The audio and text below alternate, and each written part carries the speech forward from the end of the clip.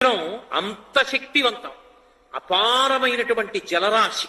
ఏదో ఆడుకున్నట్టుగా తరంగాలు అలా వచ్చి వెనక్కి వెళ్ళిపోతాయి, అలా వచ్చి అలా వెళ్ళిపోతాయి తప్ప నిజంగా సముద్రం ఊళ్ళోకి వద్దాం అనుకుందనుకోండి, ఆపగలరా?